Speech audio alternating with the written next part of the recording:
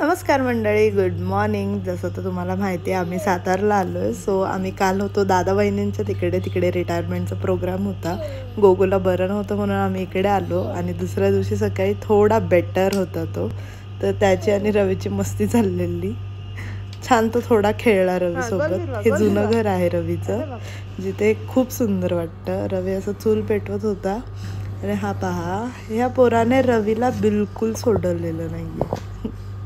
मी संत पंगत होती. सो आम्ही सगळेजण पहिले गोगो फर्स्ट टाइम सातारला गेलेलो. सो आमचं गाव देवतांचं दर्शन करायचं राहिलेलं, तर मग दादा वहिनी आम्ही सगळेजण गेलेलो तिकडे दर्शन करायला.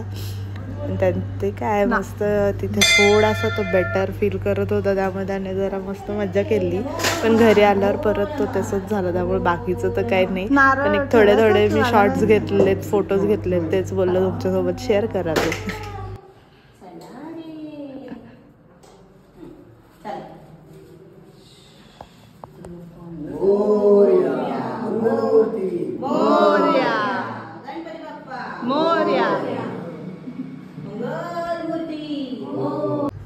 खरं तर मला त्याला वारकरी बनवायचं होता. मी सगळं घेऊन गेलेले, पण त्याची तब्येत बरी नव्हती म्हणून मी जास्त काही त्याला हे नाही केलं. तिकडेच मग पारायण जिकडे चालू होतं मंदिरात, आम्ही तिकडे गेलो. सगळ्यांच्या पाया वगैरे पडलो, सर्व देवांच्या पण पाया पडलो आणि तिथे ज्ञानेश्वरांची मूर्ती होती, त्यांच्या पाया पडलो आणि सगळ्यांना आमंत्रण द्यायला गेलो. तिकडे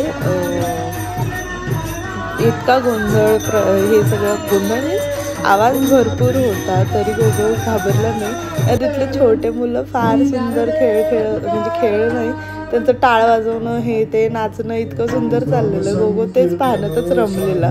तो निघतच नव्हता लवकर. त्याला आम्ही घेतलं की तो थांबा मला बघायचे असं त्याचं चालू होतं. आणि मग सगळं केलं. पण त्यानंतर सगळे संत मंडळी घरी येणार होते जेवायला, म्हणून आम्हाला गडबड होते. आम्ही फटाफट निघायचंच पाहत होतो. तर आम्ही थांबलो असतो, त्याला थोडा हे केलं असतं, नाचवलं असतं तिकडे टाळ वगैरे घेऊन.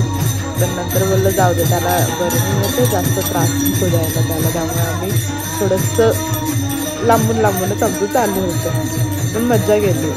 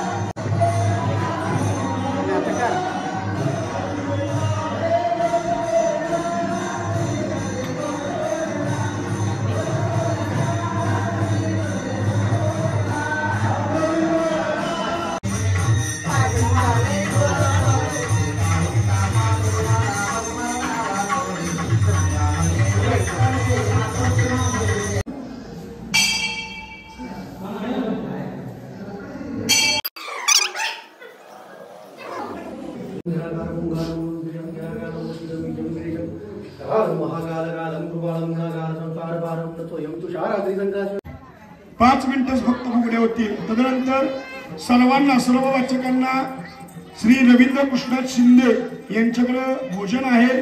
सर्वांनी भोजनाकरता जायचं आहे. त्यानंतर मग सगळे असे घरी येतात आणि हे जे मुख्य महाराज जे असतात, महाराज म्हणतात, जे प्रवचन घेतात, जे मुख्य असतात, ते घरी येतात. त्यांचं मग स्वागत करावं लागतं. ते दादा वहिनींनी केलं मस्त. आणि मग पुढे संकल्प असतो, जो आपण म्हणजे सर्वांना जेवायला बोलवलं असतं, त्याचा संकल्प एक असतो, तो सोडावा लागतो. तो आम्ही दोघांनी केला. आणि मी तर काहीच करू नाही शकले, कारण की मी गोगोला घेऊनच होते. रवीला थोडं काम होतं, त्यामुळे मला त्याला घ्यावं लागत होतं, नाहीतर तो रवीसाठीच पूर्ण वेळ रडत होता. पण आम्ही थोडंसं ते आलटून पालटून मॅनेज केलं. बाकी सर्वांनीच सगळं केलं, मी काहीच करू नाही शकले, त्यामुळे मला थोडं वाईट पण वाटत होतं. सर्व संतु निराम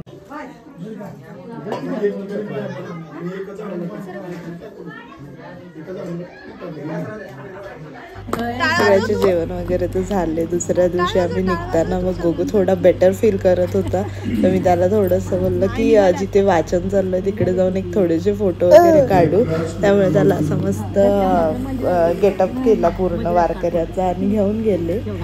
थोडं तिथे पण तो रवीकडेच जायचं चालू होतं त्याचं, पण तरी पण एक थोडेफार फोटो वगैरे असं थोडंसं क्लिक केले मी, तर ते पण तुमच्यासोबत शेअर करते. आणि मी मस्तपैकी फोटो म्हणजे जास्त फोटो नाही काढले, कारण की तिकडे वाचन चाललेलं, त्यात मला असं नव्हतं पाहिजे की त्यांचं लक्ष इकडे जावं आणि व्यत्यय यावा त्यांच्या वाचनात. त्यामुळे मग मी, रवी, आम्ही सर्वच जण वाचायला बसलो. गोगो सुद्धा वाचन करत होता.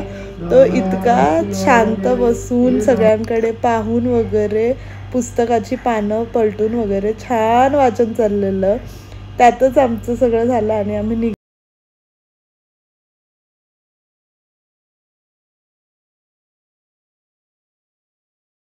मग आम्ही निघालो. गावातल्यांच्या थोड्या भेटी वगैरे घेतल्या, कारण खूप दिवसांनी गेलेलो. मग तिकडून आम्ही दादा वहिनींच्या घरी गेलो, कारण त्यांचं गिफ्ट द्यायचं राहिलेलं आहे. सो मी त्यांच्यासाठी गॉगल घेतलेत, कारण आता त्यांचं फिरणं चालू होईल. तर गॉगल अशी एक वस्तू मला असं वाटलं की त्यांना युजफुल आहे दोघांना सुद्धा, तर दोघांना सुद्धा आम्ही गॉगल घेतलेले आणि मग ते दिले आणि आम्ही तिकडे जेवण वगैरे केलं आणि निघालो. आणि मग खूप लेट पुण्याला पोहोचलो, तर मी बाकीचं काही शूट नाही केलं, काही नाही एवढं.